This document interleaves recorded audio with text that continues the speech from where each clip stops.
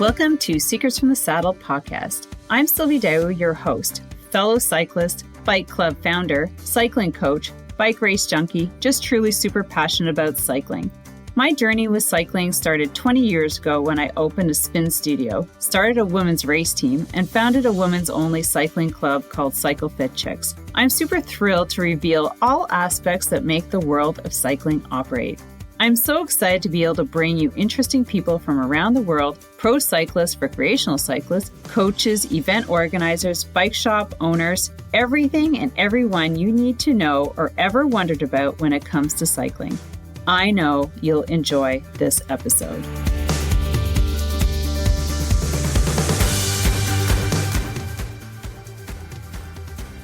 All right, friends, it's podcast time. I will be talking to Peggy, Bradley, and Damien Bowley about how to train for endurance rides. Since now that I'm doing Gravel XL, I need some serious advice. All right, everybody, welcome back for another episode of Secrets in the Saddle, All Things Cycling Podcast with your host, Sylvie D'Aoust here. And I have some really cool friends here who are going to be helping me with some advice for Unbound XL. So as you guys know, I registered for Unbound, not thinking it was XL because I put it on. So Peggy, I put it on my calendar and I said, okay, I want to do Unbound. I heard about it. Somebody from Ottawa actually went down last year and I'm like, okay, I'm going to put it on. So then when I saw it pop up, like the lottery, I just automatically registered. So you registered for the first lottery. Yeah. So I registered for the first lottery and then I yay, I'm going to Unbound. And my girlfriend's goes, she's like, that's for the XL. I'm like, well, okay, why? What do you mean?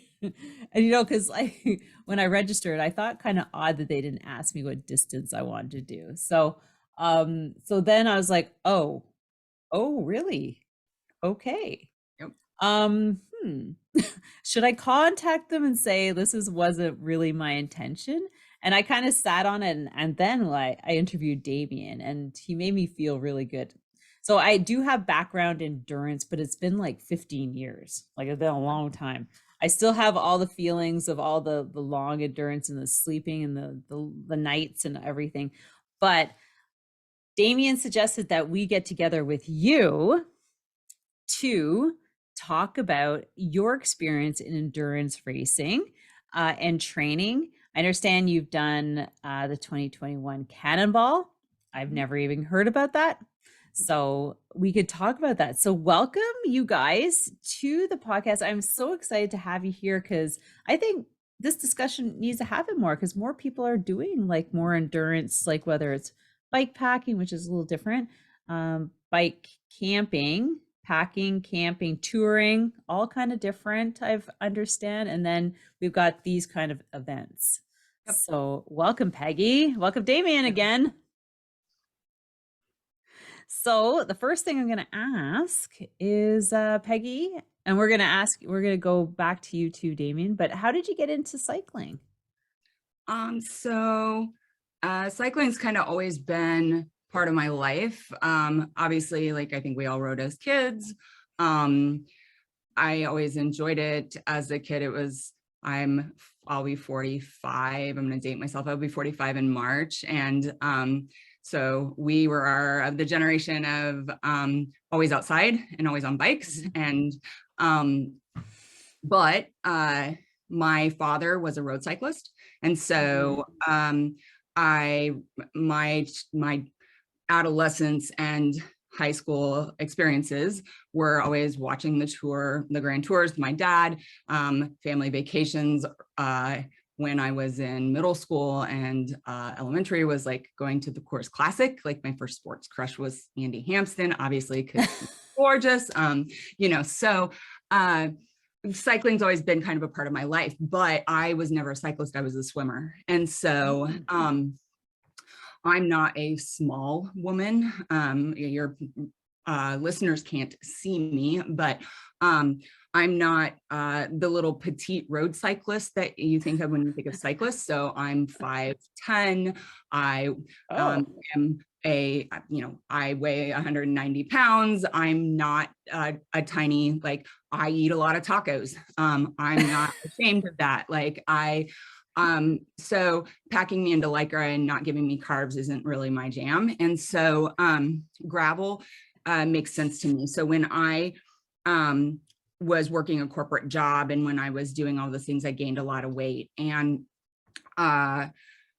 in 2018, I decided it was time to get back in shape. I was smoking a pack a day, and I bought like a Peloton, and it got me riding a bike, but I didn't want to be trapped indoors. And so I went and bought an actual bike because I was like, well, my dad could do it, I could do it. And so in 2019, I bought a cyclocross bike that I named the Punisher. It was horrible. It hurt. It wasn't sized properly.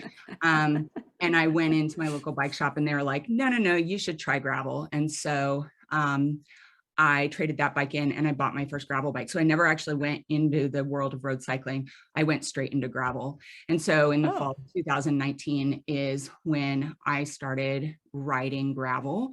So it's been like 3.5 years, well, 4 years almost, that I started riding. And I am very much like, I'm an open kimono, full disclosure kind of person. So I'm also in recovery. So I don't understand like doing things in moderation. So but within a year, like, I had 4 bikes, and like within like 3 months of me buying my first bike, like, I had already entered like my first race. Like, I don't understand, like, it's all or nothing with me. And so and that's how I ended up like transitioning very quickly from like a 50-mile race to, oh, let's do the Cannonball 550, 2 years later. So I very much go all in with everything that I do.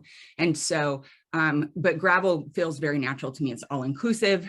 I can eat 18 tacos at the SAG stop if I want to. It's probably not a good idea, but if they're there, yeah. Yep. So so that's kind of how cycling became part of my life. It was just kind of a journey to get back healthy, but then it became a place where I belonged. Yeah. Right. So sorry, Oh, awesome. So Damien, how did you meet Peggy? I met Peggy through, I think we mentioned my friend Matt last time.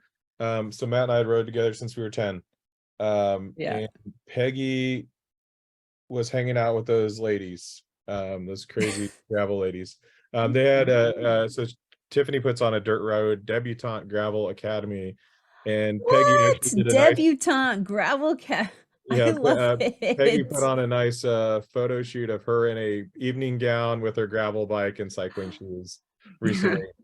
I She's love also it. in the new orange mud calendar with, I think, probably one of the pictures on the wall. So orange mud calendar. Okay, like, yeah, so Peggy and I are just I'm like we talked about last time, I don't do anything halfway really either. And mental health's important, and Peggy's story is something just like, her and I've connected. Yeah. So, and Damien's race was the second race I ever did, the Smithville gravel grinder, which was, it was Humphreys. It was Smithville at the time. It's now Humphreys. That was the second race I ever did in the rain. I was miserable. And that was our, so we do a fall race and a spring race, and that was the fall. And I remember him very vividly handing me an oatmeal cream pie. And I was like, the mayor of Smithville just handed me an oatmeal cream pie when I was like tired and wanting to cry, and then sent me on my way. And like, I was close to being DFL at that race, but I made it through. I finished. Yeah. Yep. Oh my God. Yeah. I'm sure everybody can relate to at least one of those feelings at some point in time. So now, okay, let's talk about getting into Cannonball. So we were talking about Unbound. He's like, well, she didn't do Unbound, but she did Cannonball. Talk about Cannonball and what that is, because like I said, I've never heard of it. So there was a progression to Cannonball. So it started with other longer races. So I started with, and that year, I started with it kind of happened like with you and your signing up for Unbound accidentally. So I don't know, you heard of it was Morgan's first venture with doing desert gravel or Cotuit, which was the race in Fruita, Colorado into Utah and back into Colorado. So it was 2021, and that was his first time doing it, and kept getting postponed because of COVID. It was supposed to be like in like end of 2020, then it kept getting postponed, and it finally ended up being in like May of 2021. And every time it got postponed, he was like, oh, you can switch categories. Well, I had originally signed up for like the 100 miler, like the shorter distance, but there was a 190 mile option. And I kept emailing Tiffany or texting Tiffany going like, I kind of want to do it. I kind of want to do it. And I'd only ever ridden like 100 miles. And I was like, and finally it was like, I make bad decisions when everybody else goes to bed, because I'm a night owl. And so usually the dumb races I sign up for happen between like midnight and like 3 a.m. And so it was like, I don't know, 12:45 one morning, and I emailed Morgan. I was like, hey, can you switch my category from the 125 to the 190? And I like immediately this pit in my stomach, like, oh, what have I done? And I was like, okay, well, I'll have till tomorrow morning if I want to like renege on that. But he immediately emailed me back because there's a time thing. He's like done. And I'm like, oh no, like, oh, it's done. And now I can't go back on it. So that was like my first commitment of like, oh, and I'm now signed up for like essentially a 200-mile race in the desert and mountains of Colorado and Utah. Oh, okay, now I have to train for this thing. And so that started the whole thing. And then like 2 months later, I had signed up for the last day across Minnesota, or the dam, which was 243 miles in a 24-hour period. So you had 24 hours to finish it. So you start in Gary, South Dakota, and you ride to the Wisconsin border. And it was the last year they were doing it. And I was like, I really want to do that. And so I had 2 long, like all day races. And I was like, well, might as well do Cannonball at the end of it. Like, it was just like, okay. Cause Tiffany's husband, Matt, that Damien talked about, you know, it's my coach's husband. I'm close with them. And he had done Cannonball the year before, and I'd kept watching all these guys do this. And I'm like, I want to do that. Like, I had come to the point, I'd only been riding for about a year, but I equate like 50, 7,500 miles. I'm not fast enough, and I like to stop and like enjoy myself. So I equate those distances with like middle distance running. If you were a runner, I wasn't a runner, but my friends that were runners always talked about how middle distance was like the hardest, because you couldn't go super, super fast and you couldn't go slow. You had to keep like a steady pace. I think I'm getting this right. I don't know. I'm not a runner, but I equate those with middle distances, because like 50 miles I have to go red line it the whole way. Yeah, I can attest. Like I get what you're saying. Like the longer ones, you're like, oh, like you can kind of like take more of your time, where the shorter ones are truly like a hammer fest. Yeah. Like, yeah.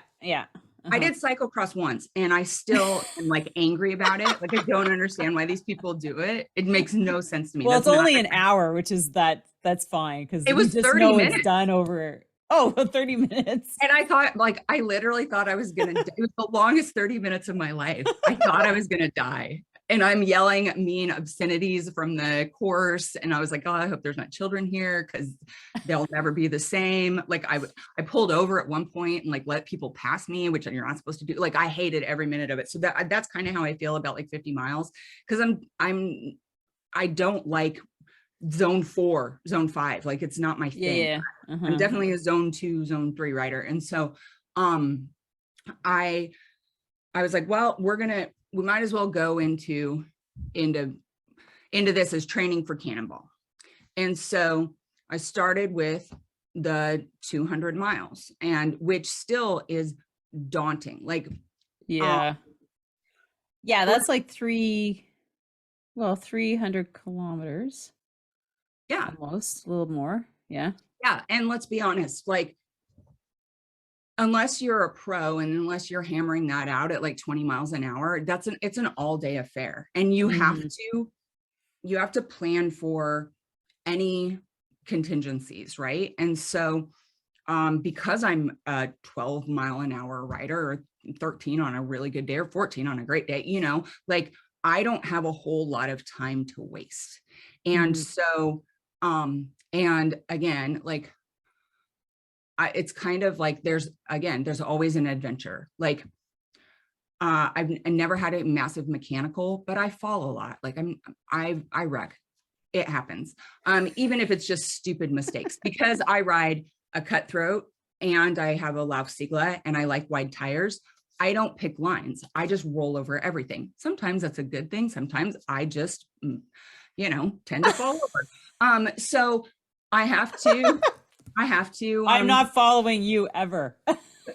I tell people, don't follow me. I have a 2.4-inch tire. You're riding a 38. You're taking your life into your own hands. Like, don't follow me. But yeah, it's one of those things where I ride a lot wider tire than other people, so that I don't have to like be really careful about where I go. I'll go off onto the grass. I'll go to, you know, and I'm okay. Yeah.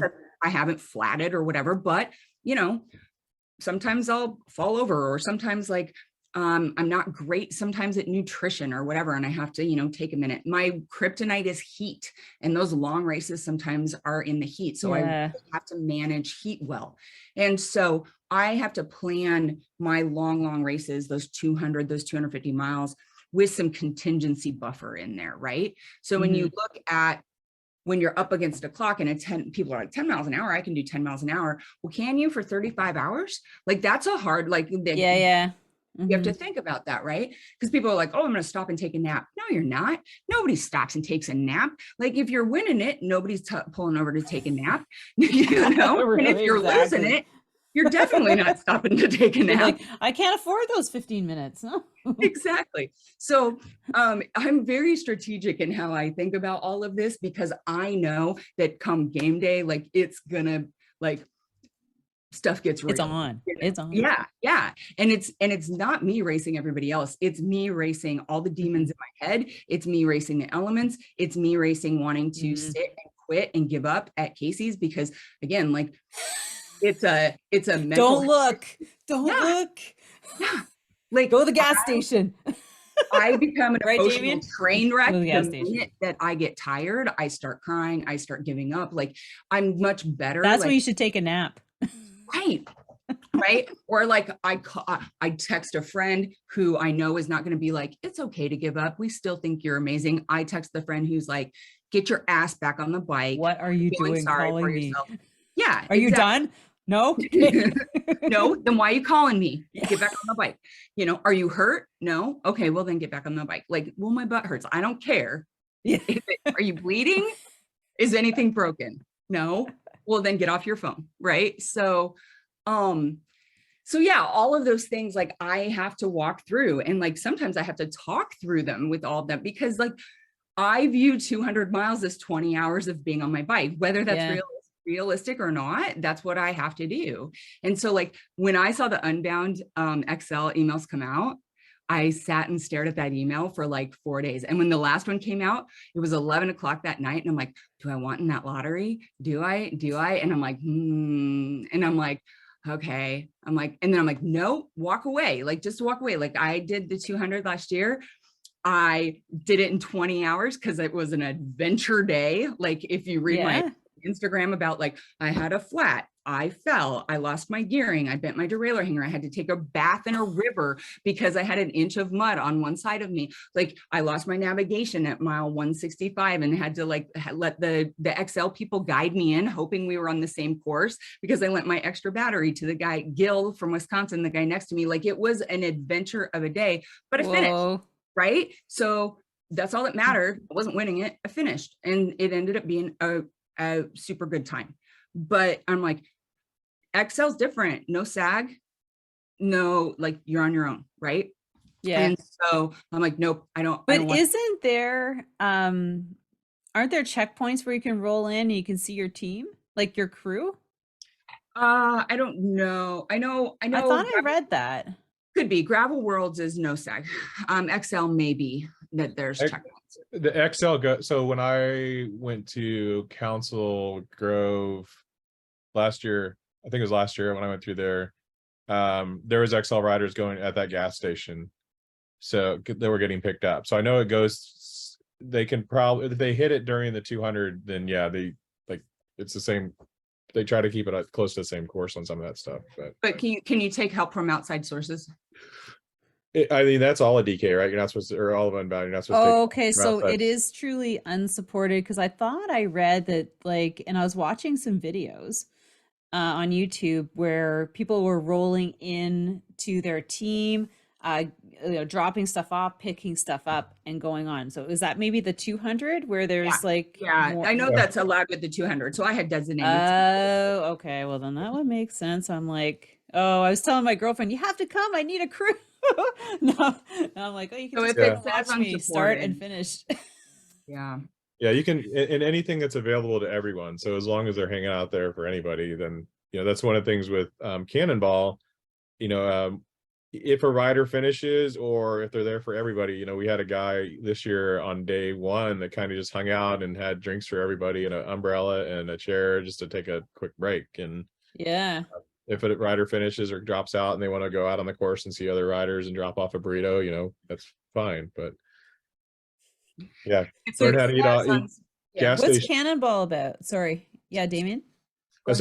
Yeah, any gas station food, like, the places Peggy's talking about stopping on Cannonball, that's the same course as Unbound, just 200 miles shorter for a lot of it. So it still starts in Emporia, ends in Emporia. Oh, through some of the same towns. It's just completely unsupported. It's literally, you show up in front of the theater at the designated start time and take off. There's no big fanfare like with Unbound. There's not a lot of people there. And go. Yeah, it's show and go. And Peggy actually got photoshopped in this year because she was late again to the start. They photoshopped me into the picture because I knew I didn't have a great year and I was second guessing myself going, and I should have known because I had to drop on the second day. It was like premonition, but I was at the car, like still messing with stuff. And then they're like, you missed the picture. And I said to the photographer, I'm like, you can Photoshop me. And I was joking. And he did. When they posted the picture, he had Photoshopped me, and it's pretty, yeah. But yeah, so if the ride says, just like Cannonball, so I'll get, sorry, I wander, but if it says unsupported or tour divide rules, that means that you cannot accept help from any outside source that is not available to anyone else. So how, Cannonball follows along the same lines as any other bike packing race. It's not so technically a race, but we race it, or some people race it. Some people race it, some people ride it. Like, people go for fastest known time. For me, it's a race against myself of like, can I finish without injury? Can I do this without relying on, a support system, like not bringing me things, but like, can I not call people 18 times a day and have them walk me through this, or, whatever it is, right? Because outside support means different things to other people. Obviously, tour divide world, outside support means physically you cannot accept support, but also for me, outside support, because again, but cycling helps with mental health with me as well. But there becomes a fine line when can be helpful, but there's this point of diminishing returns where it can be harmful as well. So at what point do I have to ask for help where it's hurting my mental health, right? So it's all this, like, in a long multi-day race like that, even if it's I'm against the clock for 40 hours, or it's finish when you finish, it's this constant battle of how do I prepare so that when I leave for something like Cannonball, I'm the best equipped and have everything that I need, both in my brain and on my bike, in order to do this by myself. And then if I can't, then do I have what I need in order to get what I need when I'm out there? And so I am, and the people in our Cannonball group know this, I am, so as a trade, what I do for a living, I analyze data and I optimize things in the digital world. And so it makes me very, makes me want to be very prepared. And so I, before Cannonball, the first year that I did it, I painstakingly went through the course and Google Earth, and I even drove some of it and looked up every service station. So every gas station, every bike shop, every Walmart, every Dollar General, every campground, every like dive hotel. And I made a services and camping spreadsheet and said like, okay, and then said like, okay, from Emporia to here, it's 20 miles. And the Casey's, because Casey's have different— I think that's good too, though, because it breaks everything up to like bite-sized chunks. And maybe we should talk about your a couple of your systems, because that's why I need some of your advice to survive. So first, before we get into that, Cannonball is 5 days. How many kilometers each day? It's not 5 days. It's a 550-mile race, and it's finish when you finish. So the guy who won it this year, who is pretty sure not human, Rob Finnegan, it was a new course and he finished in 49 hours. It's just for the kilometers, it's about 900 kilometers. Yeah. He slept, I think. I don't think he slept. He didn't sleep. No, he didn't, because it was 552 or 3 officially, right? Like yeah. And if you swerve on the road, you add miles, right? Like if you yeah. And okay, so most people finish in 3 days. Right. For me, I finished in 5 because of the injury and because of the wreck. My goal was 4, which is realistic for me. 125 miles a day. It's tough terrain, and I wanted to be able to sleep for short periods of time. For the people that finish in right under 3, they're just taking cat naps on the side of the road. Yeah. So that's probably what I would do. That was my plan for this year, but my IT bands had, and my brain had different plans. I love how we go into it with a plan and then, well, glad there was a plan. So let's talk about some advice you could give me. Yes. Let's just start with the training, since it's January. And we got about 6 months. When is Cannonball, by the way? Cannonball starts the 3rd Friday of September. So okay, so September. So we got like 8 months there. But so I need to be ready in June. What should I be doing now? So I'm not a coach. I'm just gonna tell you that. Well, I know, but what did you? Because I know, Damien, I'd love to hear your feedback, because everybody does something. Like, I might not exactly do what you're doing, but I'd like to know like what kind of advice or what worked for you in getting ready on the bike, like before everything else.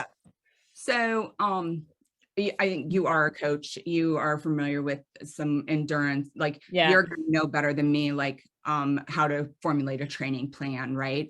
My biggest advice to anybody in endurance training is that you can't do it in a month, that you have to prepare, right? That's why I'm kind of naive. I'm kind of like, oof, okay. And I'm the worst. I'm the queen of procrastination. But there's also this fallacy, and my coach and I talk about this constantly.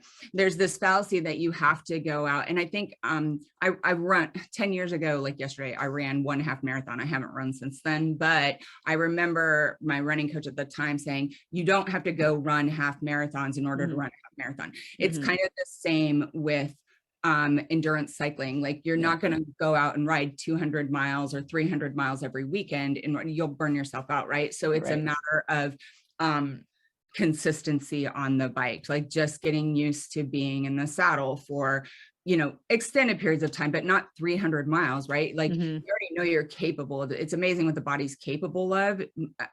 It's kind of like, again, I'm not a runner. This is just experience from my friends that are runners. I have a lot of friends that are runners, but it's like ultra running or a marathon or any other thing. Once you get past about the first half of it, it's pretty much all mental. Like your body eventually adapts to it. It's what breaks most people is the mental game. And so I think a lot of the preparation for me comes in the, I like to get off the bike because I get squirmy and I get bored and I get uncomfortable. Not training inside, you mean? Even outside. Like okay. I will start to look around, or I want to stop, or like I'll need to shift around, like because my knees are a little achy or my hand will fall asleep or whatever.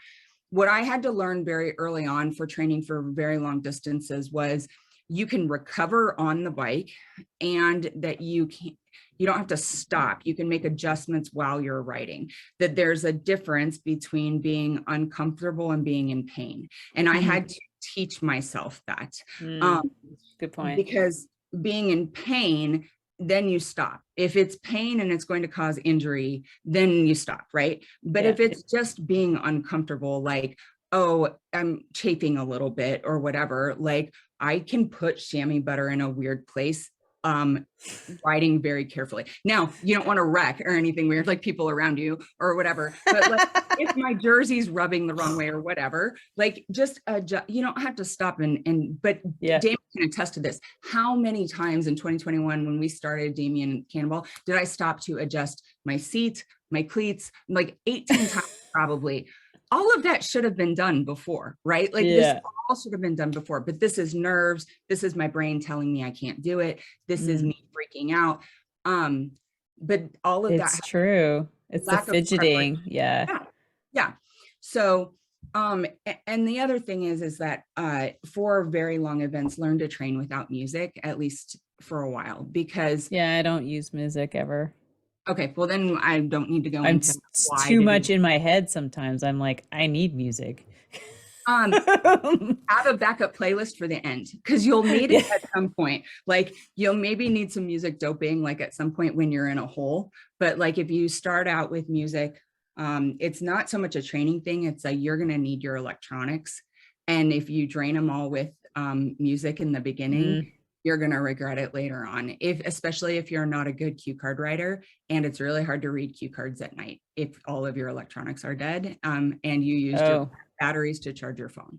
So I can give you some tips on like, because you don't want to carry 8 extra batteries with you. You're talking about a 35-hour period, and the only battery right now on a computer that lasts 35 hours is the Garmin Solar, and not everybody has that, and you got to for a sunny day. So unless you want to carry a bunch of backup batteries, really conserve your electronics for the things that you need them for, right? Well, before we get into that, Damien, what kind of cycling training advice would you give me now? It's similar to what Peggy said we talked about last time. You know, get on your bike at different times of the day, even if you go you were saying go on a 20-minute ride or a 10-minute ride. Just get your body used to being on the bike at different times. If you only get on the bike at 6 a.m. and ride for 2 hours, and you do that, you know, Monday, Wednesday, Saturday, whatever, and then your body's going to be used to just, oh, it's nighttime, it's time to go to bed. But if you start out at 7 p.m. and go for an hour-long ride, you're going to be, I can ride my bike here. And night riding always account for more time because you're going to go slow. Like, most people do. Most people do. And if you're not comfortable riding at night, get comfortable riding at night. Like practice it. There's lots of, you don't realize how many noises there are in the world until you're in the middle of nowhere at night.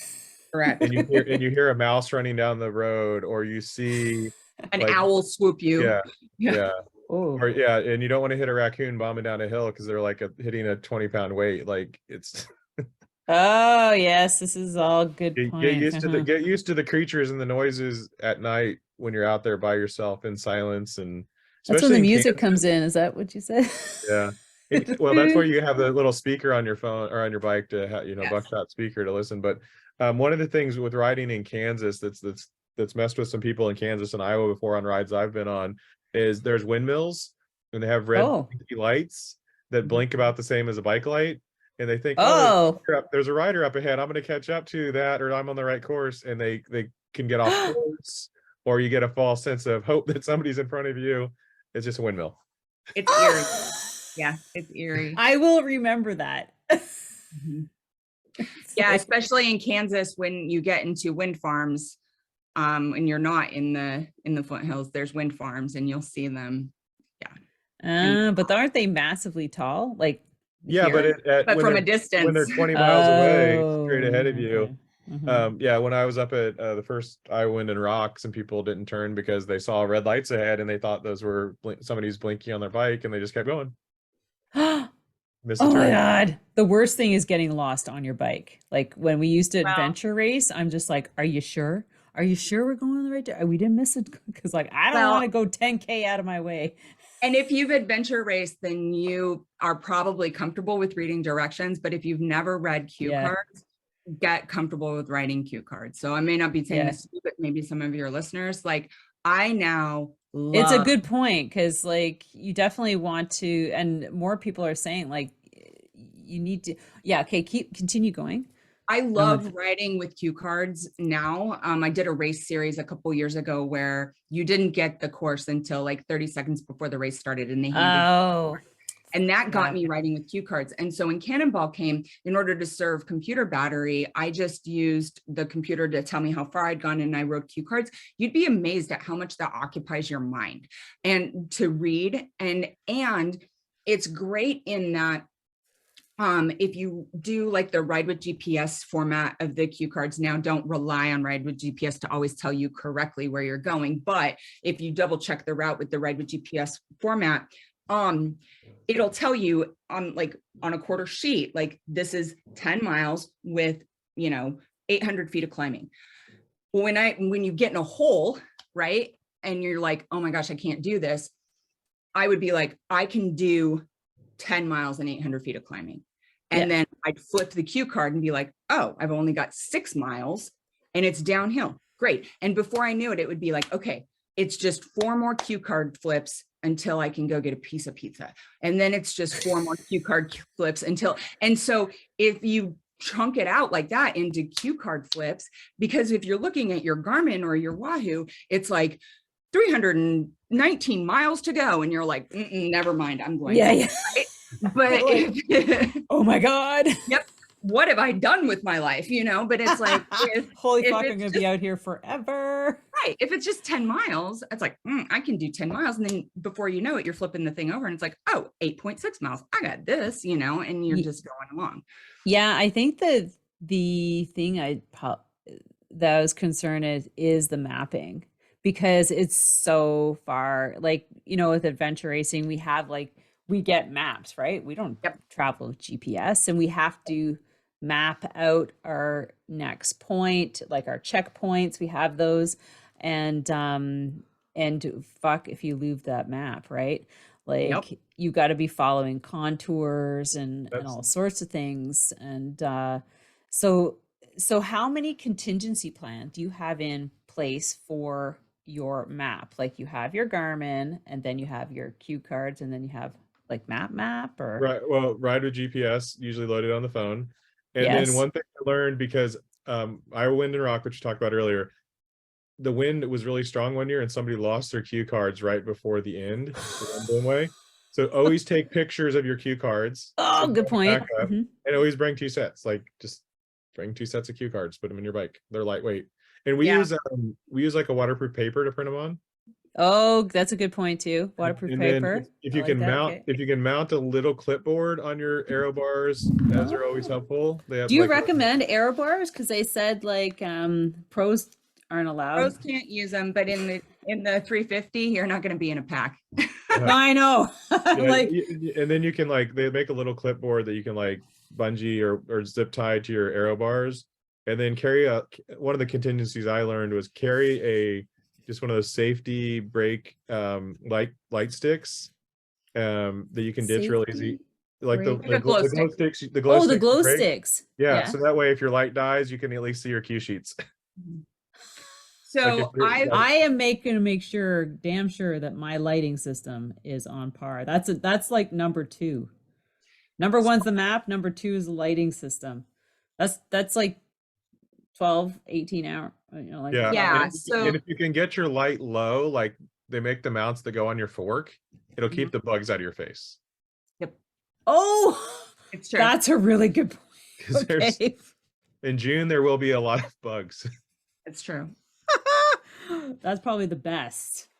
So I do a little, I've made the mistakes of a few things with maps. So like I said, last year at the 200 in Unbound, I lost my GPS and I figured out why. So here's a little tip. I did and the same thing happened at the dam with my Wahoo Roam. And in the past, I've never had a problem with a Wahoo Roam. So if you use a Wahoo, Wahoos are great. They're super simple. They're easy to load things on. I absolutely love them. However, if you run the Roam for an extended period of time, like over 12 hours, and you end up in the rain or the mud and there's a little dot on the top of it and it ends up being covered, the GPS systems start to go a little wonky and it may lock up and you may lose GPS. Now it'll still be recording your ride, but your maps may lock up and rebooting it doesn't really help. This happened to me in 2 races, Unbound last year being one of them, because I fell in the mud and my computer was completely covered in mud. Oh, okay. And I had cue sheets for Unbound, but because it was raining, they switched the course that morning. And so my cue sheets were wrong. So that's why I had to follow riders in. At the dam, I got cocky and I didn't take the cue sheets because I was like, oh, I got this. And so I had to follow riders in there. So now I have a very specific system. I still have my Roam. I have a Garmin too. So I have 2 different systems because I can pick which satellite system to use on those. So if one locks up, I have the other one, I have backups. I also have Ride with GPS on my phone if I need to, and I have cue sheets. And that seems excessive, but but I also don't go out with, I try not to go out on a multi-day event running my computer unless I have to. I'll go out running. Like your phone computer? Or no, like my bike computer. So all I do is I'll let it run the GPS and I'll let it run the like, just essentially all I run is a map on my bike computer with the route on it. But I will watch other riders and I'll look at cue sheets and like essentially let the computer just run in the background so that it's not using too much juice, and try to run off cue sheets as much as possible until I actually have to use navigation on the computer as a last resort. It's just how I like to ride, but it's also made me very comfortable with doing written directions in a worst case scenario. And I always have, like Damien said, pictures of the cue sheets and just in case something horrible happens to my cue sheets, and the route downloaded on my phone, because I have had to have Ride with GPS talk to me in my earbuds to navigate for me through like the last 20 miles of a race before. Right. I've ridden with people that have been bikepacking, racing long distances for years and have never had a problem with navigation. Never. I seem to always have a problem with navigation. So now I am a little over prepared in that realm. Well, yeah. It's easy to get lost in the Midwest. There's not a lot of mile markers. And do you want to get lost? Not really. Well, so that's another thing that I like to talk about with preparation with, and some people think that this is an overreaction and some people don't, but I, as a woman, prepare a little different than some men. Yes, I like to get comfortable night riding, but because I bike pack alone, because I sleep on roads alone, because I'm usually in gas stations alone, it doesn't matter what you look like as a woman. It doesn't matter if you're a super safe woman. Being a woman rider in the middle of the night or even in the middle of the day, it is different for us than it is for men. And so what do you bring? What do you what's extra stuff do you bring? I carry a and I don't have it up here with me, but I can send you a picture of it. I carry and Matt, our friend that Damien's talked about a couple of times, he bought me my first one. It's called a Fast Strike Whip. It looks like a car antenna that like folds back into itself. Right. I've seen those. They they hurt. Yeah. You would not want to get hit with it. But it works on both people and dogs. And But this year I also started carrying, it's called a Birdie, and it's a personal alarm system. So all it does is you pull it in the pin and it sends like a super loud, like high frequency sound out that's really awful. And it flashes lights. Also, again, works to scare people off and works to scare dogs off, because if your hands are full or you're on the bike, I don't carry dog spray. It's going to get sprayed back at me. I don't carry bear spray, obviously, in the middle of Kansas because there's no bears. And again, I'm going to end up spraying myself. I don't carry any weapons that will get turned around and used on me or can blow back on me in the wind because it's windy in Kansas. So I, again, am klutzy and prone to accidents. So I try to carry things that are fairly accident proof and I feel will protect me. I'm not a weapons person. I'm not a super badass. So I'm going to take what I feel will protect me and then get me away from whatever weird situation. And the only reason that I do that now is because I've had a couple of very scary incidences. And so with trucks following me out of town, things like that. And so now I prepare a little different. And so I do encourage women to not discount that and to think about that when they're talking about long distances when they'll be by themselves. Yeah. So what do you do, Damien? Do you have anything that you can add to that? Or? I mean, similar, very similar. Carry the same thing. Well, actually, I think I gave Peggy mine or somebody mine out of the race. You was after my wreck when I lost on the wreck. Yeah, I don't have one anymore. I've usually carried like a little thing of mace for dogs, but usually water bottle works just fine. I carry a rock in my jersey if somebody wants to get a little too close with their car. I learned that from my brother. He runs a lot and rides a lot, and he and I are both like 6'3", so it's kind of, if somebody wants to get out, then go for it. Me 5'7", maybe 5. I mean, I know a couple guys at Bike Pack that carry like fold up guns. They carry, I mean, I always have a knife on the bike just for emergency type stuff, but everybody's a little different what they carry. The guys up in South Dakota I rode with carried 8-inch blade knives on their arrow bars. Like there's on their arrow bars. That's terrifying to me. Serious? I mean, sometimes you need a Bowie knife, and it's there's a lot of animals up there that we don't have here, though. I mean, it's kind of like Tour Divide too. If you think about Tour Divide, you're talking the people at Tour Divide carry bear spray. It depends on the area that you're in, right? Yeah. The biggest challenge I had on a longer event was staring down a bull for about 30 minutes that wouldn't get out of the way. So I just had to wait. No, that's fucking scary. Open range of South Dakota. I came out of the trees. I saw some cows in the trees, and I came out of the trees, and he was standing between me and the fence on the path. And I was like, I'm not getting around him. So, and there was cows on the other side of him. So I waited for him to finally mosey along, and then I dropped the hammer to get through there as fast as I could, so that, because he'd still probably catch me if I went slow, but I tried to get out of there as quick as I could. Oh Christ. There is no those things you never forget, right? Yeah, there's not a lot of open range area in Unbound, but there is a race called Open Range that you do go through open range, and you get a ride with cattle on the road with you, and pretty awesome as well. Turn the corner. Hey. Yeah, like 40 head of cow right there. Yeah. So Damien, do you do the same thing? I think that I asked about your mapping system. Pretty much. I have, the way mine is set up is I have a Garmin connector on my stem. So my stem cap is a Garmin connector. And then on my handlebars, I have the light GoPro mount, Garmin mount.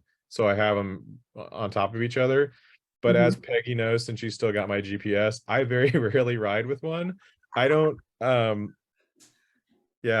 kind of know where I'm going usually. And if not, I'll look at the map or ride with GPS or whatever. I have lots of Garmin devices, but I usually loan them out or don't turn them on, or I'm horrible at tracking mileage and those different things as well. So because I have a Garmin 530, and what I've done is I've taken, so it doesn't show the display all the time until it needs to turn.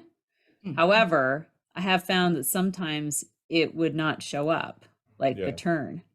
Like it wouldn't indicate, or it would indicate really quickly or quietly, or, you know, I'm like, okay, that's not really good, you know? Yeah, in some of the events like Mid-South, they put out markers so you know where to turn, because you do get, especially when you're in like a bigger pack, you definitely need that turn by turn turned on. But when you're doing anything longer distance, like you got time, like, oh, there's an intersection coming up, I think this is where I'm supposed to turn. You have time to check your cue sheets or check your Garmin or GPS or whatever, make sure you're going the right way. Yeah, I guess so. I guess you shouldn't seriously be in a rush. Yeah, because if you get in a rush and miss a turn, then you might get 10 miles out of the way and have to turn back and get bonus miles. Yeah, that sucks. Yeah. And then 350 miles, you don't want bonus miles. I mean, that's enough, right? I know. I was like, oh, it's 500 miles. No, 500 kilometers. No, it's 574. I'm like, I don't know if I can handle a $74. I know, right? It's like one of those mental things. I can do 500, but add the extra 74. I don't know.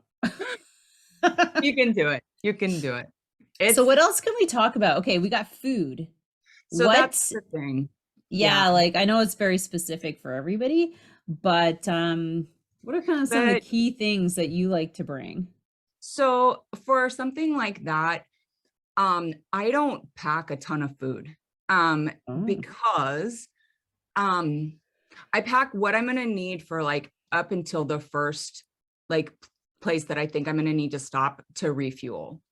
Otherwise, if I packed for the whole day of what I think I'd need for 350 miles for like 35 hours, my bike would be so heavy, and B, none of that food is going to sound good 8 miles in, because it starts to get too salty, or it starts to get too sweet, or whatever it is. And I start to crave something else, or I start to crave real food, you know, or cheeseburger or whatever. So I've tried this a million different ways. And now I've realized that pack what I need, enough food to get me to the first point where I can refuel, and then decide what I want to eat from there. You're not going to stop at every single gas station, but that's where my preparation, and this is again, just my personal experience, but what I found is that after every long endurance race, so anything over like 150, 200 miles, my mouth is ridden with canker sores after the end. Oh, and I God, yes. Figure out why.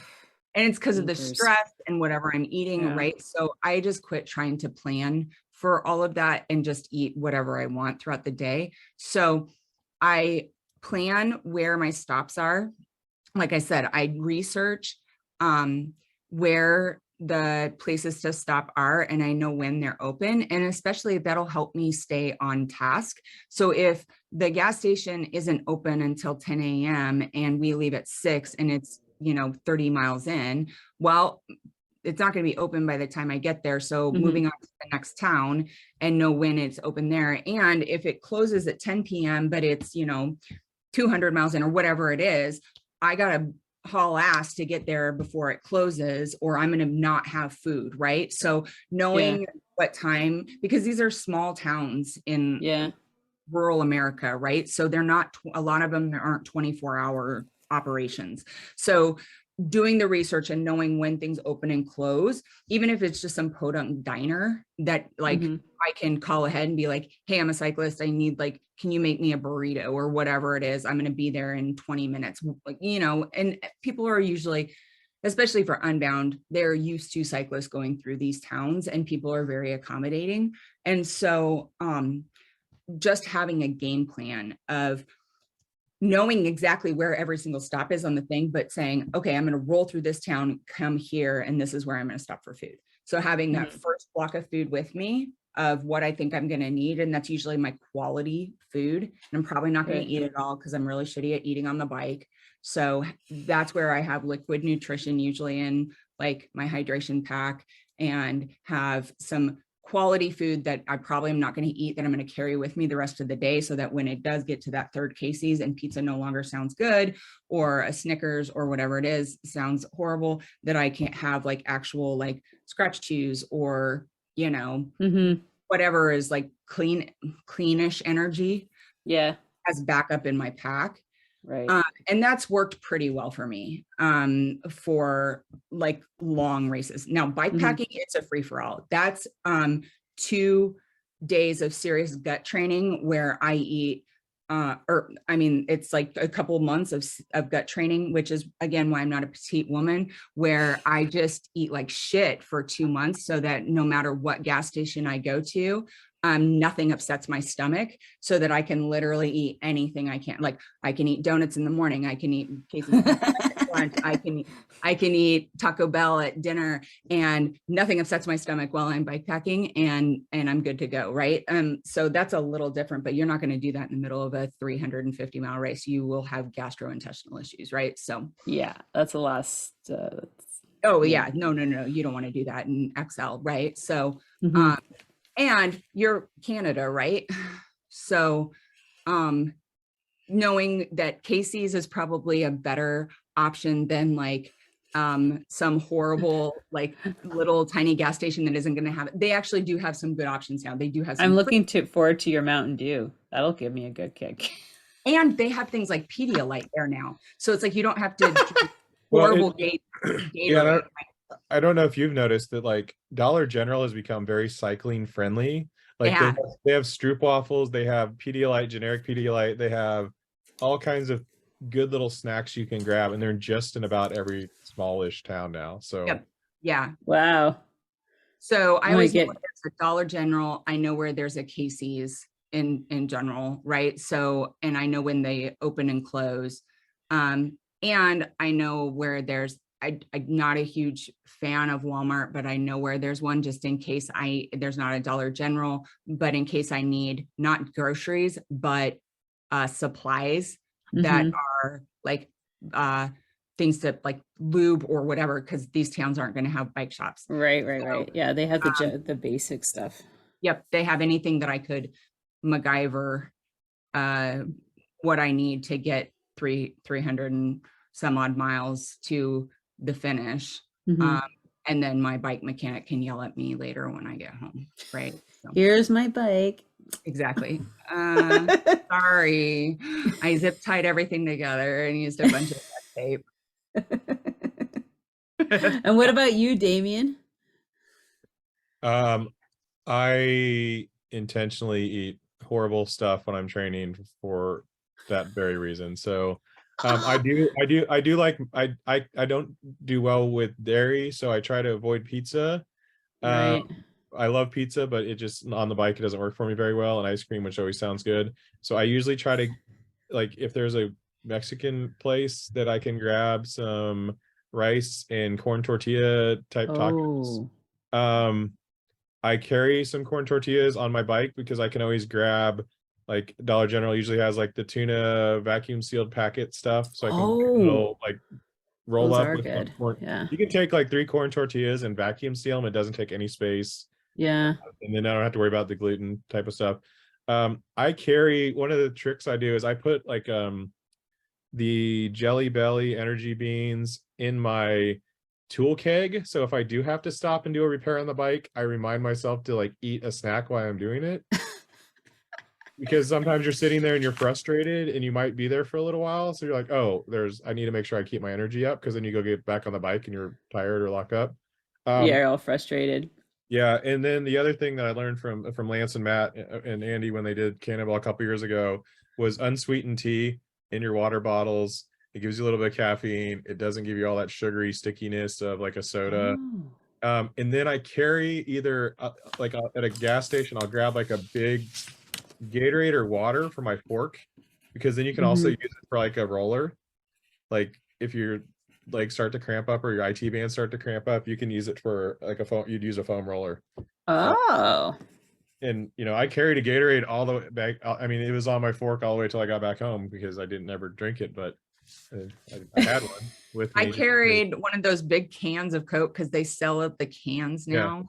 And I carried one of those big pickles in the juice for like 3 days on Cannonball. But I'll tell you, when I wanted, like when I needed it, it was there. And I was so grateful that I had that. It was like on a 100-degree day that I hit that pickle and I just drank all the juice out of it. And I was like, I think that pickle saved my life. Like, I'm pretty sure it's called Big Dilly. I'm pretty sure Big Dilly saved my life. Yeah. Now they have the pickle, like the vacuum sealed bags that are like the pickles in juice that are cut out. Yeah. They're like hoity-toity. I like the Carnival big. Yeah, the big plastic bag. Oh yeah. Yeah, and then like snack wise, like there's always like, oh, the one thing, so Tiffany will be forced to listen to this. Big Red gum. Like I always carry a pack of Big Red gum because I know Peggy's probably chewing juicy fruit or something, but like just chewing gum while I'm riding. She can't walk and chew gum, so she can't ride her bike and chew gum. But are you talking about me? Yeah, you. Oh yeah, correct.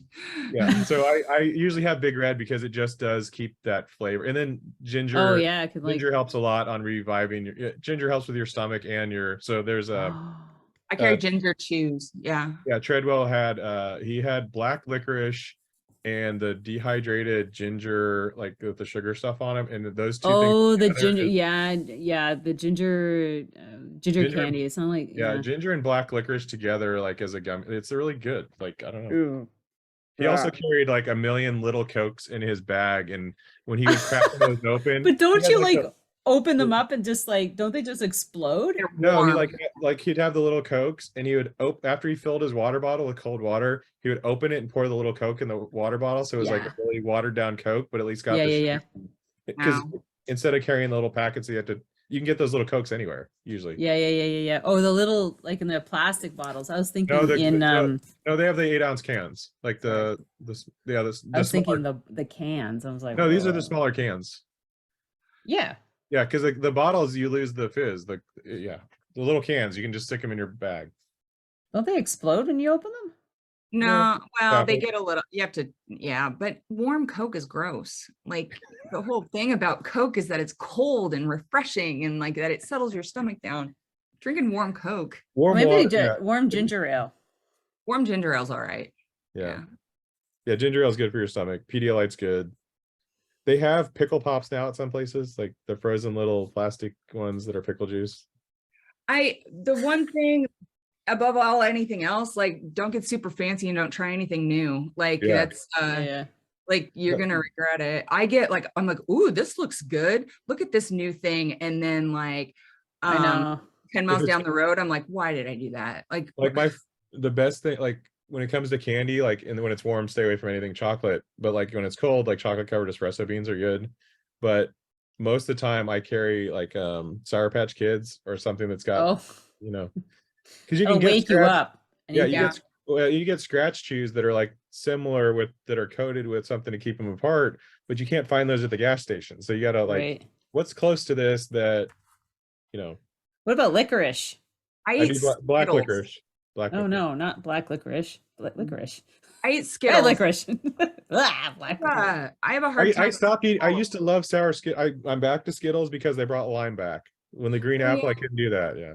But they're small, so I can't big bites of things get stuck in my throat. I have a hard time swallowing like while I'm writing, and so I found that Skittles and those Starburst minis things, those unwrapped. Oh yeah.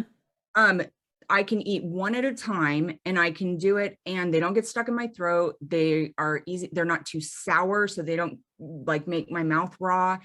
They're easy to just eat like constantly, like one at a time. Like I make energy balls at the house, but I can't eat them while I'm on the bike or, while I'm working out. They're good for like which is so funny. I sit and eat them on the couch and they give me great energy. Like they're so caloric and so dense. Like I'm eating them at all the wrong times, but they're good. But I can't eat them like when you're supposed to be eating them because it's got peanut butter and flaxseed and all this stuff that I just can't get down the back the peanut butter balls.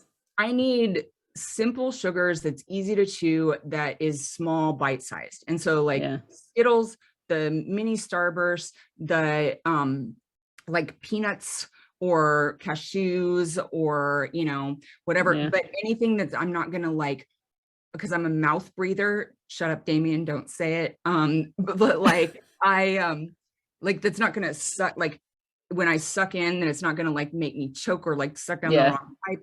Like I have to think about all of this stuff because literally I am a very simple person. Like I'm like, oh, this looks good. This sounds good. And then I'm like hacking on the side of the road because I sucked a nut down the wrong side of my, you know, whatever it is. Yeah. I try something, I find something that works and I stick with it, right? Like don't deviate from that. Like I've tried every single liquid nutrition on the face of the earth. And I found that Infinite works for me. I stick with Infinite now. Like it's just, no, I don't try anything else. Like it's. One of the things I like to grab if I can find them is Uncrustables that are in the freezer aisle, and you just stick them in your jersey and let them like Uncrustables. They do peanut butter and honey Uncrustables. That is just a sandwich. What is that? Oh, it's a sandwich. Yeah, they take a peanut, like they take a pretty much a peanut butter and jelly sandwich or peanut butter honey, and then they like press it into a mold so that it's sealed all the way around. And you buy them in the freezer section, and then you just throw them in your jersey pocket and let them defrost. Then you get, you know, ice on your back. And then you pull them out when you're ready to eat one and you go. It's for lazy parents who can't make their kids a peanut butter and jelly sandwich. They made them for you, cut the crusts off, put them in the freezer section, and charged you $10 for a box of them. I mean, that's literally. How much have you spent on food in one of these races? It's funny though, is you spend a lot because it's a lot of calories, but we're not, if we were spending it all on scratch, you'd be spending $40 on a bag. Yeah, I know, like on a box. But you can, if you get that, like I have the Casey's app, I have like the McDonald's app. I try to order ahead. Apps. Yeah. The Sonic app is great. So I'm a slush junkie. Like I love slushes in the summer. Again, don't like heat, but like the best thing ever is like a slush from like a Route 44 slush from Sonic and like tater tots. Like they're salty, they're potatoey, they're good, they're simple, and like sugar in ice in a slush and throw it in your water bottle and just go. Like it doesn't upset your stomach. It's amazing. And a lot of the places that have like the fountain drinks, like you fill your water, you like get a 40 fill up your water bottle, or like sit in a restaurant and just fill all your water bottle. I fill them, put as much ice in them as I can because I don't like to drink hot water when it's hot out, but a lot of ice, and then pour whatever else in there. And then just dense like if you get like the coupon that's or buy 2 Pepsis and get a free piece of pizza or whatever, there's lots of options to do it. But you'd probably be spending more if you're just sitting at home going out to eat and doing whatever, you're at least out on your bike and having fun. And no, I was just curious because of course you're going to be stopping and eating. And I'm definitely gonna be planning like a meal at some point. You're going to plan a meal, but you're not going to be hungry, but you're going to have to force yourself to eat. And that's the thing. Like, don't take all your food for the day. This is the thing. You're going to have to take food. You're going to have to take stuff. This is my problem. Do you use a backpack? Yeah. I don't. I don't like having things on my back when I don't either, but it's the bladder that I quit doing the backpack, and I put my bladder in my bag and on my bike. I will wear a hydration pack for 200 miles and under, or like all day races. If it's a multi-day race, I won't wear it. Now I wear orange mud packs. They're very comfortable. And I like them much better than any other pack. However, it still makes me, no matter what it is, it makes me feel claustrophobic. I like to be able to move freely. Hydration packs remind me to drink though. But it's right in your face. Well, so I put my water bottles in my feed bags. It's not aerodynamic, but they're right in front of my face. So I'll put water bottles in my cages, and then I'll at least have one large water bottle and a feed bag in front of me. Yeah, you don't have to worry. You can do the 32, 36 ounce, and then like when I do bring my endurance pack, I'll use a volet strap to put it around strap it to my aero bars, and then I can still get drinks out of it. I could still take it in with me when I need my wallet to go into the store or whatever. But I usually keep a lot of that, like especially on something where you're going to be riding at night. Like I put stuff in my jacket pockets that I'll know I'll need at night. And Right. I bundle that up and like strap it to my bike somewhere. Okay, so you do have like one of those little running, like, I'll say I usually see them in like runners, like ultra runners. Well, but they have the little pox here and everything. I have one too. So you take that off, strap it to your handlebars, and then you wear it at night. Yeah, well, and that's what I strap my coat to as well. So like we use down puffer jackets that are really small and they'll compact down. Really? So okay, let's talk about night clothing. Like, because you've done this, you know what Kansas is like in June. What's it like? It's chilly. It's chilly. Yeah, okay. Yeah. I've switched to merino wool, so I wear my bibs. So I was just gonna say that I'm bringing an extra pair of socks, just in case your other ones get wet. You'll want an extra pair of socks. And I don't know, I swear by merino wool now. I haven't had any hot spots with it. If I could, I swear by the same bibs. Don't try new bibs that day. Wear an old pair of bibs that you know aren't going to rub you. I wear Velocio bibs. I love them. That's all I wear. And I wear droppers so that I don't have to get all undressed. So I wear droppers, like dropper bibs that you can just pull down. Yeah. So how do those work? Because I have a pair that zipped across the back, and they just like they zipped in like this, and they just kept on coming out, and then they pull the hair on my back. Not that I have hair on my back, but you know what I mean. No, I know what you mean. I have a Giro pair that's like that, and I wasn't a huge fan. I got rid of them. The Velocio ones have very stretchy straps, and they literally just pull down, and so you don't have to undress everything off. And because I'm tall and I have very large hips, smaller waist, shorts don't fit right. So I prefer bibs, so I don't have to yank. Yeah, I like bibs too. So I wear my favorite bibs. I don't take an extra pair of bibs unless it's multi-day.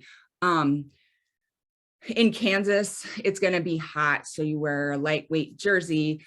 I wear wool now, so it's temperature regulating. It doesn't stink. I even have a wool sports bra that I like. Smart Wool makes a wool sports bra. It's great.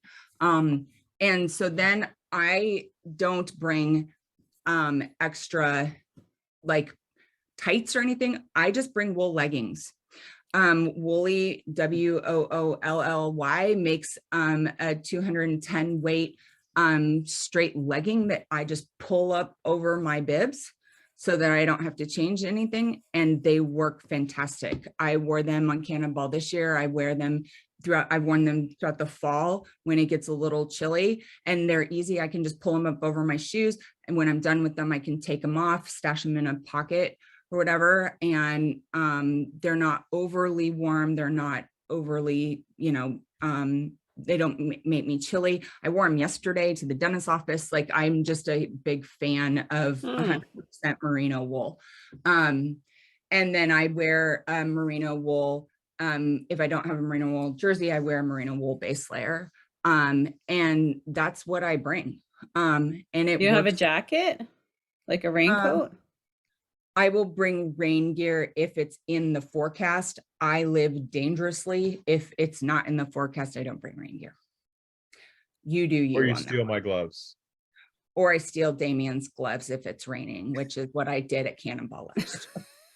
So what do you do, Damien? You have a small so I use I am a big fan of wool as well. So most of my socks and shirts and all those things are wool. I use a wool t-shirt that I wear. Even your jersey? Yeah, it's really thin. It feels like a t-shirt. Like they make a lot of really high quality wool. Yeah, and I have wool hat. I have wool socks. They make wool. I mean, they make wool just about everything. Merino wool. Really? It doesn't smell. It doesn't get stinky, like Peggy said. And then I usually bring, I will sometimes bring my down vest or my down jacket that packs really, really small. And I usually bring a Frog Tog jacket. They're really, really cheap. Like $20 for a set of pants and a jacket. You can get them on sale, and it's it keeps the rain off. It's big enough that it goes over your helmet. If you tear it, you can duct tape it. And if there's no more rain in the forecast, you can, and you've torn it, you don't want any more, you throw it away and not feel bad about it. It's not a $300 rain cycle. Right. It's not like Gore-Tex. Yeah, and the rain jacket keeps you really warm at night. I mean, it does not breathe over everything. It doesn't breathe at all. No, but you're not probably going overly fast either. Yeah. And if it's like, bike packing's different than, you know, through XL, but if you haven't been at one point wearing everything that you brought with you, you're not really doing it. You didn't need it. So like at night, you should be putting on everything you brought extra. And then that's when, if you prepare and that's what you wear, and you're still a little bit cold, then that's fine. But if you finish the race and there's stuff you haven't even pulled out of your bag, you probably didn't need it. Yeah. Which is what I do. I always bring way too much stuff. So I've started to pare down. I always bring, this is. Okay, where do you pack it? Now let's talk about packing on the bike. You have like, how do you set up your bike with your packing the stuff? So for a single day race, it's different. So if we're talking about like 300 miles, or like, I know XL isn't single day, right? So you're going to go over into a night, but for a timed race, that is a long distance. So for the XL, or for the 200 and for the day across Minnesota, even it's a little different because I had support, but I tried to pack like if my support wasn't going to be there, and then based my sag on that. So at least have the minimum of what I needed on my bike. And then the sag was like bonus, like, oh, okay, they'll have extra clothes and all these other things if I wreck. So on the bike, I usually, for a race like that, I will have my tools underneath my bike, if your bike is capable of doing that. So if you can bolt your tools underneath the bike, I find that is because I carry more tools than absolutely necessary. That is the one thing I carry more of than I need. I would probably be that way too, just in case. So I carry 2 tubes. And remember, I run very large tires, so that takes up a lot of room. So you usually have to strap an additional thing underneath. I don't know what kind of bike you ride, but like my Lauf runs a 2.4 right now. So I have to. You have a Lauf? I have a Lauf Sigla. So I run a 2.4 tire on it. So now my Cutthroat, I run a 2.2 tire on. So I run mountain bike tires. So I have to carry, I strap my tires separate from my tools.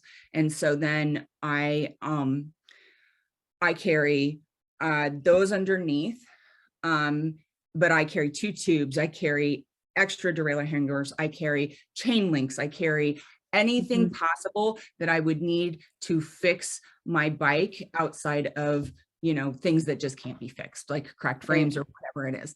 And I make sure that I know how to use them going into it, right? Because in a 350, in the, in the XL, in the long races like that, you may have people near you, but you may not. And then I don't like frame bags because my legs rub. Men seem to not care about that. I don't like it. No, that could be annoying over like 24 hours. I end up with bloody legs, and so I don't like the chafing. I end up using chamois butter on my legs more than I do in other places because my legs were bloody by the end of Cannonball. Oh my God. And so I've quit using frame bags. I carry a direct bolt top tube bag, the biggest one that I can find. I carry a very large saddle bag. I have an 8-liter saddle bag. That's where I carry extra clothes and extra food. Oh, you bring a saddle bag? Yeah, so that's in the front? No, behind my saddle. So where most people carry their tools, my tools are underneath. So anything that I don't need readily available, I carry in my saddle bag.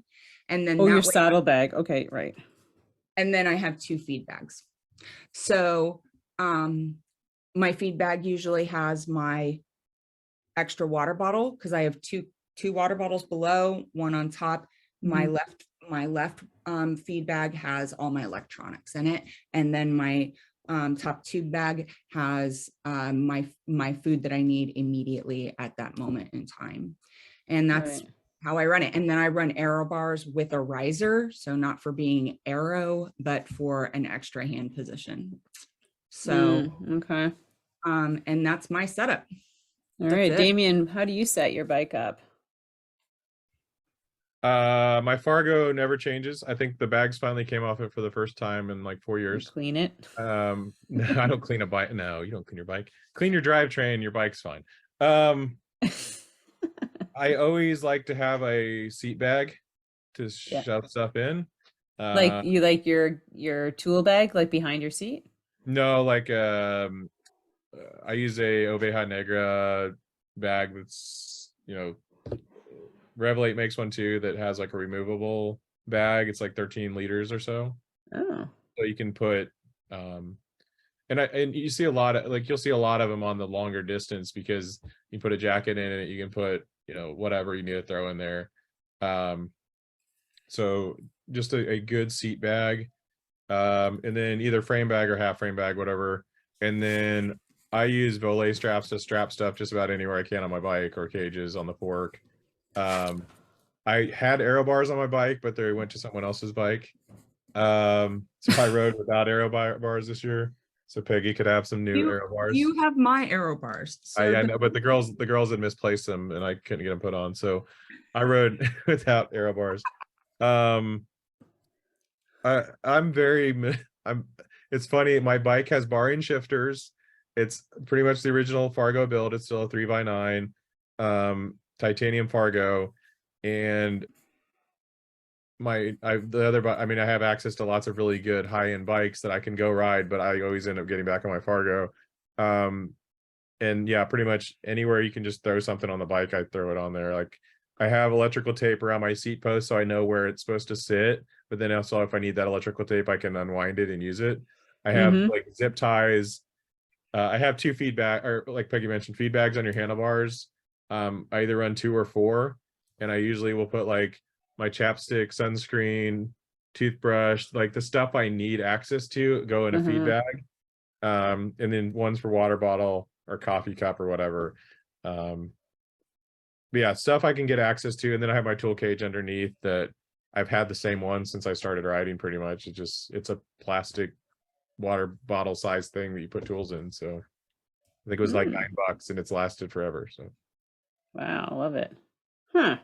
All right, well, we've got a lot of information, so I hope our listeners have been taking notes like I have.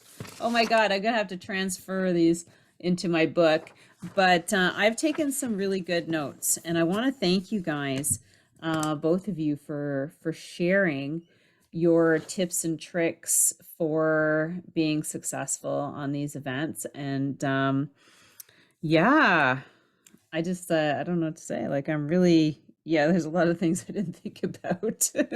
That's why this is great to have your input on. And so tell us where people can find you, Peggy, and Damien. We'll do Damien after.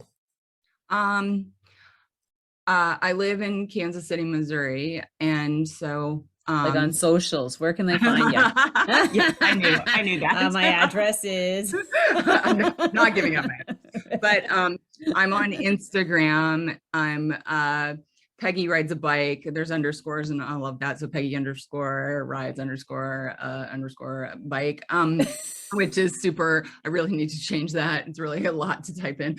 And then Peggy Waite Bradley on Facebook. And so I really need to update my blog, but yeah, you can find me there on here. This is a good reason to get your blog updated on what you're doing this year. I know. And if you order the new Orange Mud calendar, Peggy's on there twice. So I am. Yeah. Okay, just a second. What is that orange spot calendar? Orange mud. Orange mud. Yeah, and if you need hydration packs, that I do recommend, not just because I'm an ambassador for them, but Orange Mud does make a really great hydration pack, and they make a one specific for very long events like this that has a lot of storage capacity. So if you happen to ride a bike that doesn't have braze-ons for a bunch of, you know, things, you don't want to tape things to your bike. Right. They do have one that has like a 12-liter capacity for things like extra clothes, things like that, that I actually will use for adventure type rides. And it's very comfortable. So, I mean, just I guess what we'll do is we'll add that link so people can go check it out. Yeah. We had talked about trying to get Josh I know he's busy now, like, but he's finished Cannonball. He showed up late and caught up to us. He's done a lot of, he designed these packs because he was in cool rides and races, and he sells tons of them. He did XL last year. All right. Well, we'll have to talk to him too. So that is Orange Mud. Yes. I guess you could just Google that too, but we'll put it in the show notes. And Damien, tell us where everybody can find you on socials again. Smithville Bike Co-op on Instagram, and it's SMV Bike Co-op SMV Bike Co-op on Instagram, Facebook Smithville Bike Co-op. We have, and TikTok's the same. We love making TikToks for the shop. Oh, cool. I'm gonna start sharing your stuff. I need some content to share. I'm like, it's mostly the girls doing weird. I mean, as Peggy knows, I mean, our shop is one of the few that is very female friendly. It is. I try to stay out of the way. Almost everybody that works here is female. Even at one, I mean, my main mechanic is, that's why Peggy has a shirt, because those are the Ruby shirts. But yeah, we let me see the logo there, Peggy. Oh, I love it. Yeah, that's actually one of the orange. Oh, very cool. I was looking at it from afar. I'm like, oh, that looks really nice. And we made mechanic shirts black because, you know, you rub your hands on your shirt. Of course. Yeah, you know. And we let Peggy have one because she really wanted one. I did. I liked the shirt. So Ruby let me have one. So Ruby is our main mechanic. She is a high school senior right now. She's been working here 3 years. And she has apprenticed with some good mechanics, but when she's not wrestling, she just is wrapping up wrestling season. She's the first 4-year female wrestler we have for our high school. Wow. Usually here at the bike shop giving me trouble. So Ruby, would you take care of him? Yeah, awesome. And we've had a lot of good people work here at the co-op, and we're just here to have fun. I mean, Kelly, my manager, she's out there selling bikes right now, or, you know, set up some promotional stuff or whatever. I just try to stay out of the way. Let Peggy and do the thing. That's awesome. So I just want to thank you guys again, and thanks for our listeners for tuning in. I'd love to know what you guys took away from this particular episode with regards to endurance riding. If you happen to participating in an event this summer that you are kind of not quite sure about, hopefully these guys provide some great feedback for you. So with that, don't forget to follow us on Instagram and our YouTube channel, where all these episodes do end up, and then putting on the notifications and all that jazz. So thanks a lot, everybody. Thank you so much. It's been a pleasure, you guys. Can I say one thing? Yeah, for sure. So anybody who thinks that they can't do this, especially women, they can. So if I can do this, you guys can do this. Just try it. Like, they're super fun and super rewarding. And even if you don't finish, you tried something that 99% of the cycling community didn't try. So like, just go fucking do it and try it. And you'd be surprised at what your body can do, because it's a blast. Like, even the suffering's fun. Maybe not in the moment, but like later on. When you look back on it, you're like, yeah, you'll be super proud of yourself. And you may find the one thing that you were looking for in racing or in riding. That's what I found out. So just like, don't sell yourself short. That's all I want to say. And if anybody's listening, if you're going to Barrie-Roubaix and you're a woman, you have to look me up. I'm going. We're going to have a team tent. So it's going to be red. It says Cycle Fit Chicks on there. I know it's not the shirt, but and you are more than welcome to come and join us underneath the canopy there. And then after your event, so we can all just hang out and get to know each other. So I did it last year. It was my first time there, and we had a blast. I met like 8 new women from across Michigan. It was really cool. So, all right, everyone. Thank you so much, and have an amazing day. Thank you so much for spending this time with me on the Secrets from the Saddle podcast, learning more about sighting people, places, and things that make cycling such an exciting sport. I am so glad you stopped by today. Please leave me a review if you feel so moved to do so. I would love to hear your feedback. And if you could take 1 second to share this episode with someone you think would enjoy it, I would be forever grateful. Also, if you could please leave me a review if you feel so moved by going to iTunes and leaving me an honest thought and an honest comment, telling me what you think, and most importantly, tell me what you'd like to hear more of. It would really help me to bring more great, inspiring cycling stories to you. Until then, have an amazing day, make sure you ride your bike, and don't forget to visit my YouTube channel if you'd like to see the full version of this podcast live.